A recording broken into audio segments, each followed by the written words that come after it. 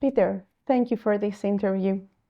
So, what does mission mean in Christianity, and what is the difference between mission and evangelism? So I think we start with, if you like, the kind of typical way that in ecumenical thinking we've talked about mission and evangelism. So we begin first of all by saying mission is God's. And so I like very much, it's very beautiful encapsulation, especially, in my recent experience, Orthodox Christians have given us of understanding the Trinity, the life of God to be filled with love, and it cannot be kept there. The divine life simply lets this love overflow. And as that love overflows, it creates, it renews, it redeems, it transforms. And this is mission. God's mission is this overflowing love into our lives and world.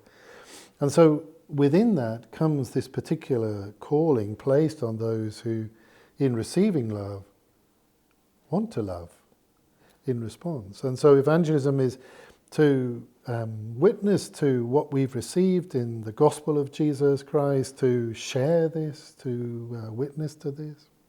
And that brings us deeply into engaging with the person of Jesus and the stories of Jesus that are so key to us as a community understanding our faith together.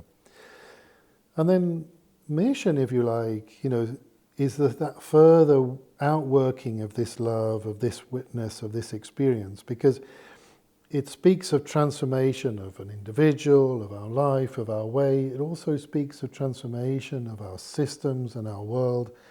And so bringing this transformation, embodying the changes that we've promised in our acts of evangelism is what mission then becomes, our sharing of ourselves authentically in our communities. And this has kind of been the way I think we've tended to speak about mission and evangelism and their connections, but also some of their different kind of aspects.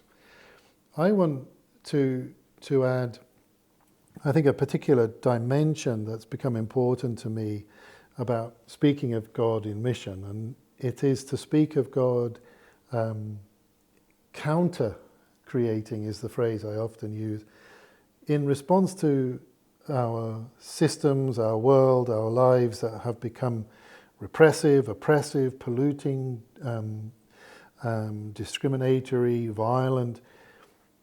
All of the ways that this beautiful creation, that was part of this overflowing of God's nature and being, is in threat. And God is present, seeking to repair, redeem, transform that specifically. And it is this kind of counter-systemic, counter-imperial nature of God's presence I particularly want to capture in this vision of how mission comes about. Because evangelism is also, as it were, a kind of counter-repressive, counter-colonial, counter-imperial act, because it's rooted in a subversion of the original, Roman announcements of, the great works of Caesar. Ours is to speak against this and for the world that Christ's Spirit is already bringing. So, the WCC Commission on World Mission and Evangelism, what is the structure, what is the mandate of the Commission? And also, could you frame for us a bit the work of the Commission in connection to the contemporary missionary movement in general? So the Commission for World Mission and Evangelism is a long-standing historic kind of part of Christianity's attempt to witness together. And so the Commission has come about as a space that brings together the churches in their mission engagement, the mission societies, also in the different ways that parachurches have been kind of drawn into the mission movements. And the Commission is a space for that kind of engagement, dialogue, vision shaping. But the Commission is given a particular mandate around provoking, engaging, shaping. So whilst we have this sort of space to convene these conversations and try and gather, to be a space that particularly recognizes that, not only is Christianity a global set of religious traditions, let's say, but it is also more expressly rooted in the global south, and so we can embody that even if I'm from the global north, how we do that as a commission to review and revise our practice of mission. But it is to bring particular challenges out of our shared experience as Christians seeking to witness together, in common witness. And so working the commission in that way, whilst people come from their own perspectives, whether they are ecclesial perspectives or whether they are mission perspectives, that we are particularly seeking to shape a common vision. And this is the particular privilege and space that CWME occupies. 2023, and you are the Director of the Commission on World Mission and Evangelism. Could you share with us more about your story, the important points on your journey? So I'm a missionary child, and it's strange in my later life, as it were, my recent years, it's become more important to kind of acknowledge that. And I sometimes call myself a troubled missionary child, because one of the consequences of being the child of missionaries is that, my mother is from Wales, my father from England, but I grew up in Zambia, and so wherever I am, it is not where I am from. So I am, because of that, kind of context, I'm always a kind of insider, outsider sort of person, always thinking of myself as kind of different.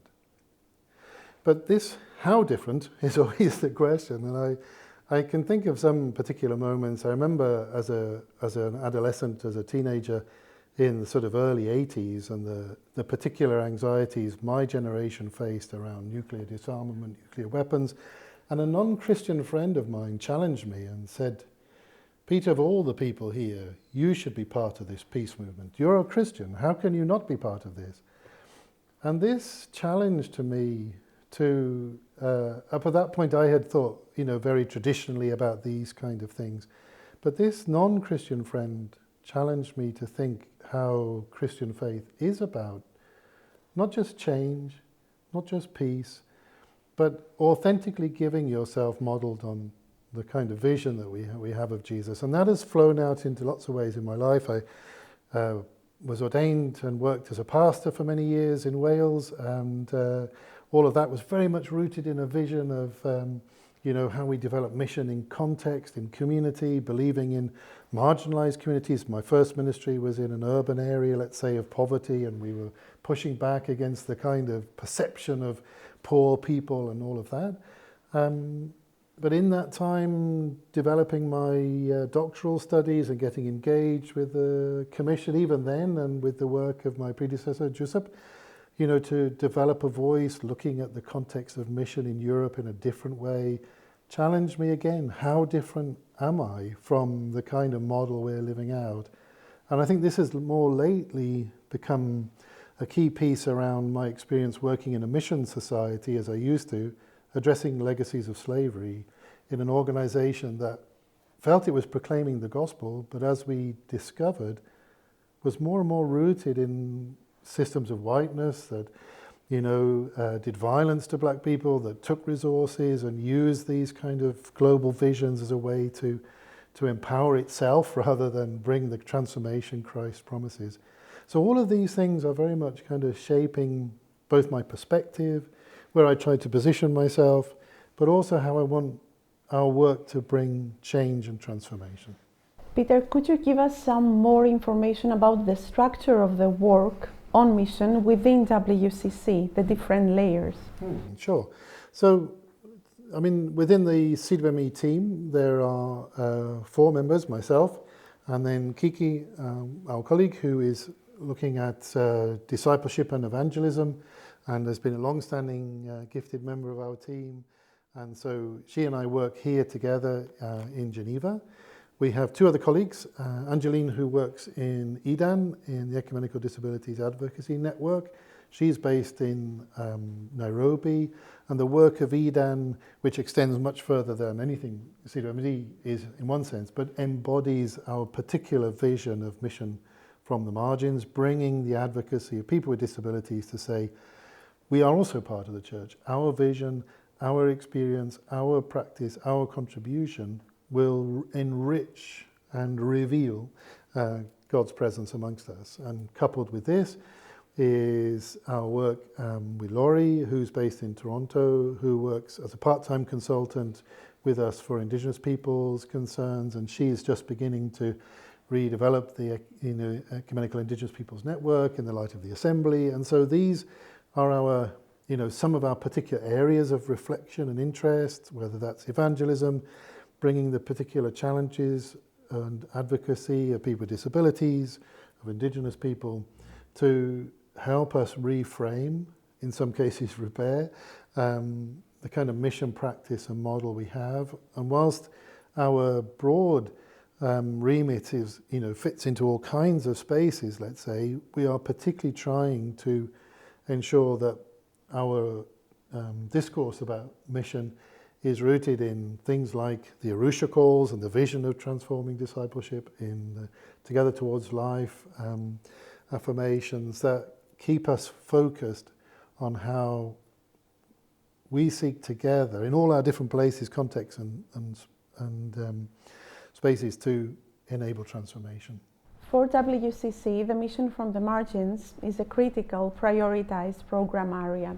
How do we actually define it, and which are the margins in the current global context? Thank you. This question is very important to our work as a commission. And I think, as a little bit of background, I think the whole concept of mission from the margins is a continuation of the decolonizing work that the WCC has been part of since the 60s and 70s, particularly on mission. Mission has typically been framed about, going from centers to margins, going in this former model of the so-called Christian West to the heathen rest of the world and all of that, as it was characterized then quite wrongly.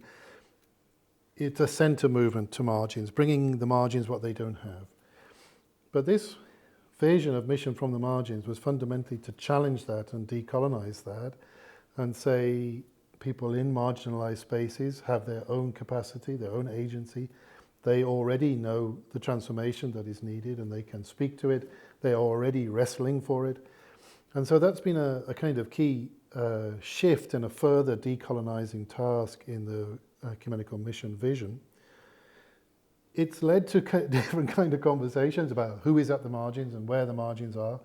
And often when you name those spaces, people in those spaces say, well, I'm not marginalized. This is not you cannot talk about me in this kind of language. So I prefer to move away from that. And I think the Commission will move more particularly to think about mission from the margins as addressing marginalizing forces.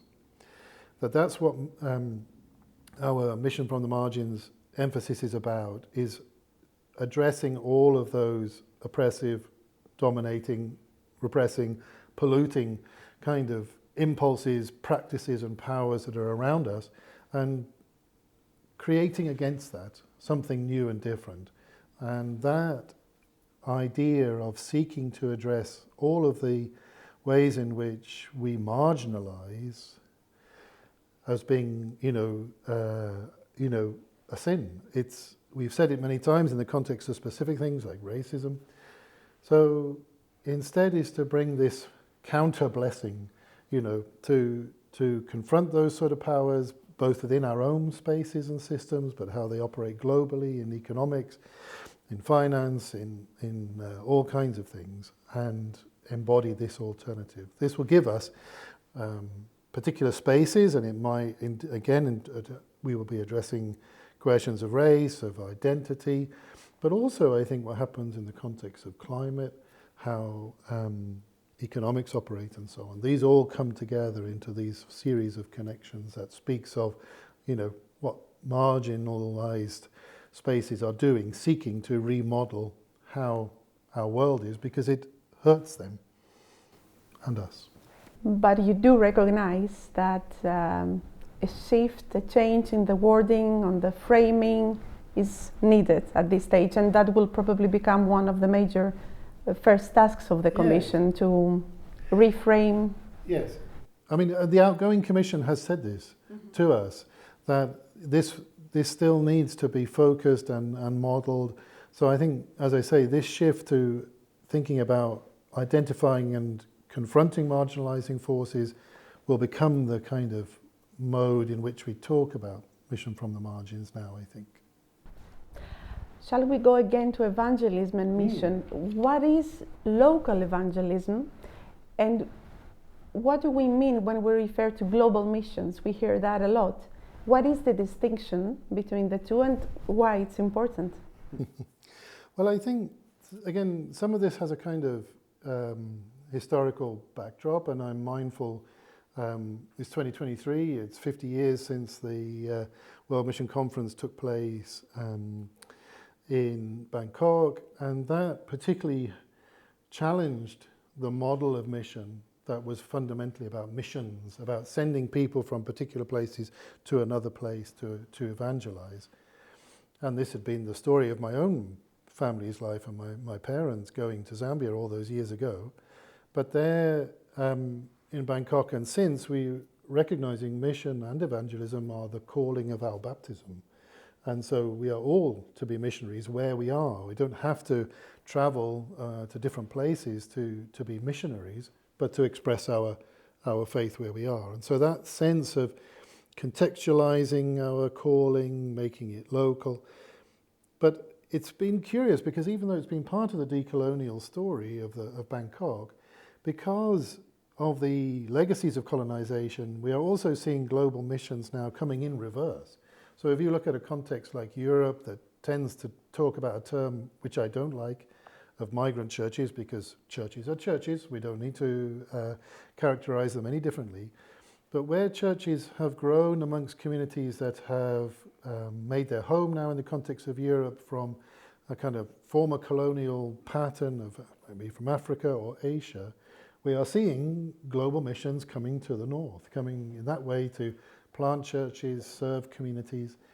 So there's a curious way in which, even though this attempt to ensure that we fully understand our calling to mission is our baptism, it's our discipleship, nevertheless, this is how our intercultural experience continues. We are all interconnected, and the crises we face are interconnected, but our way of living is interconnected. And if the church is the church, it is always about gathering people together. So in one sense, the global missions model, like my parents went, has shifted in a new direction. And so we continue to kind of engage together, seeing each other from each other's perspective in this kind of active common witness. Which are the mission trends in 2023, Peter, that we should know about as advocates, I would say, in a cross-cultural ministry workframe? Thank you. I think I want to speak less about trends in the context of whether there are particular discourses in mission at the moment, but as always in the ecumenical mission kind of perspective is to name particular challenges, the signs of the times and so on. So, you know, we are facing the deep crisis of climate catastrophe. It's a sign again of the deep, you know, it's not, as we typically say in that kind of movement, it's not climate change we want, it's system change that we want. Climate change is confronting us with the entirety of our way of living and confronting us to care for the entirety of our planet. So here is a huge question that, you know, if we as Christians affirm a creator and we live in the context of a creation we call our home, we have profound, you know, mission challenges ahead, and people in all kinds of spaces are already living them and addressing them. And I think that's going to be fundamental to some of the task ahead for us. We continue to live in the climate of violence, of struggle, of war, whether that's in Ukraine or Sudan, and we have again to remodel our language. Why do we fall always into conflict? Ours is a movement that in some senses sought to, you know, remedy the conflict of the Second World War with a vision of cooperation, of mission cooperation, particularly in the, you know, IMC and all the missionary movements that have come since there, How are we going to cooperate in ways that bring peace? It's fundamental. We are also seeing again in various dimensions, whether it's in the kind of racist violence, gender violence, whether it's in economic inequity, we have not transformed the world in the way that we thought we were going to back in the movements of the 60s and the 70s, those decolonization movements. The legacies of colonization remain. We don't need to call these things like racism sin anymore. These things have been done. What we need to do is discover how we repent more fully and how we repair. And I think that thematic of repentance, reparation as a key kind of mission task, because when you read the Gospels, it begins with this message of repentance because the kingdom is near, you know. And I think these are going to be kind of fundamental dimensions of our, processing where we take the kind of CWME, where we take some kind of vision of ecumenical mission at the moment. But one of the things that came out, just to finish, of the last commission that was concluding and reflecting on its work, was challenging the new commission to say, we don't need a new discourse, we don't need new language, we have this language, transformation. We have a manifesto, but what we need is praxis. What we need are manifestations, because our world is weary of these promises we have made until we begin to concretely show them, deliver them, and be part of them. So I think those are the things that for me kind of speak of where we are, as you say, the trends of the life we are part of today. Mission and evangelism in a post-Christian, post-modern frame. How do you approach the issue of re-evangelization of societies? Is it needed, and can you share your thoughts on this okay. In a regional, local level? Yes.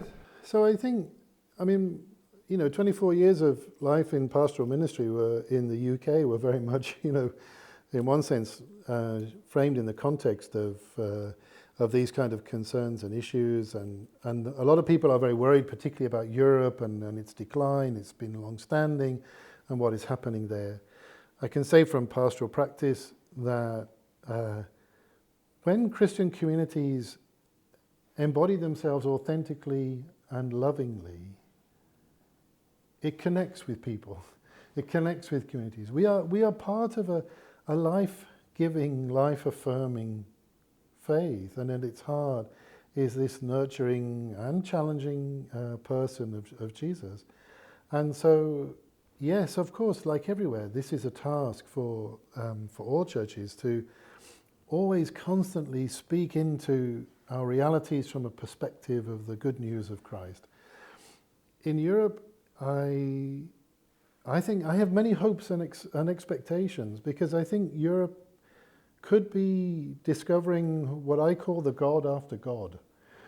We have this long history in Europe of a kind of social enforcement of the gospel, right? That everybody believed it because the king believed it, or the president, or whatever.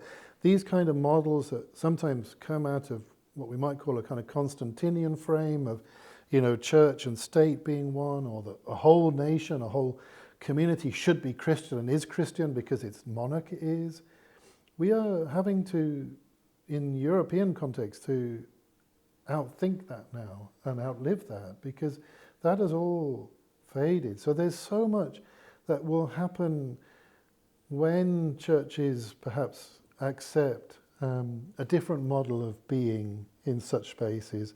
And that, I think, will be good news for the communities they're part of, good news for the churches themselves.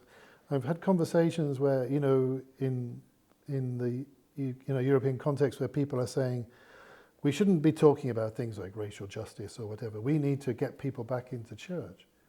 My point is, these are the kind of space, these are the kind of ways that people will reconnect and see we mean what we say when we speak about being communities of love, of welcome, of transformation. And so these are, again, just commissioning moments for us all. So Peter, what is your vision as you begin your service at the position of the CWME Director?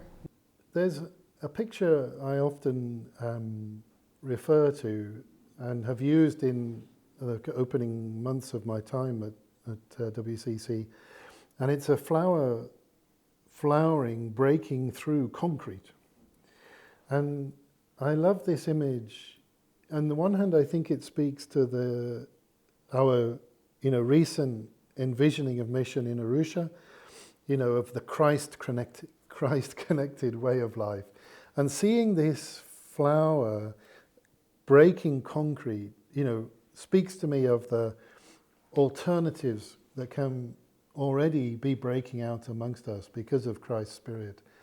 And so this, I think, frames lots of the ways I see us working out our particular commissioning from the Assembly in the context of addressing questions of colonization, decolonization, faith, empire, those kind of issues, all big issues, controversial in different ways.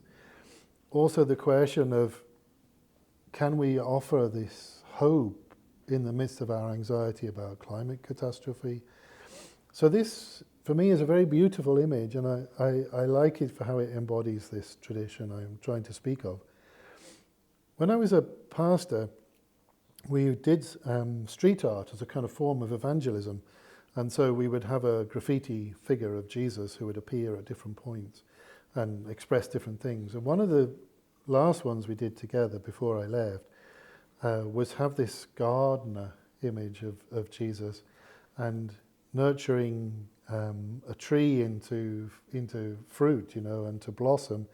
And this image also for me speaks of where CWME and where I want to go in this kind of nurturing this counter-creative way of being in the world, this counter-creative spirit which we see embodied in Jesus, flowing through the gift of God. And this, I think, will lead us into, reframing, repairing, repenting, subverting, beginning, And I think these two things also, this gardener, nurturer, and the flower breaking through, speak that we are not facing the end of the world. We are facing the beginning of a new world, and how this world breaks out amongst us, with whom it breaks out, for whom it breaks out.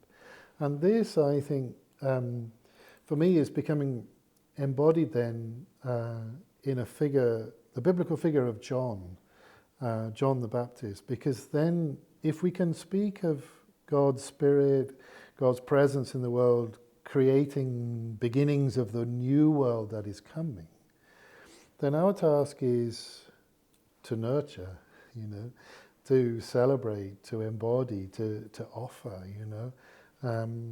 and that shifts us to a vision of being like John the Baptist. So I want to share, I think, a text that's important for me that maybe captures and carries some of these things together when Zechariah, John's father, speaks over him and says, "You, my child, will be called the prophet of the Most High, for you will go before the Lord to prepare his ways, to give knowledge of salvation to his people by the forgiveness of their sins, by the tender mercy of our God.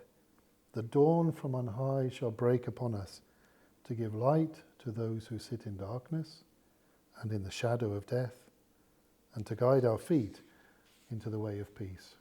This, I think, can lead us, direct us, provoke us, inspire us, like I say, not to a world that is ending, but a world that is beginning. Thank you for this discussion, dear Peter. Thank you.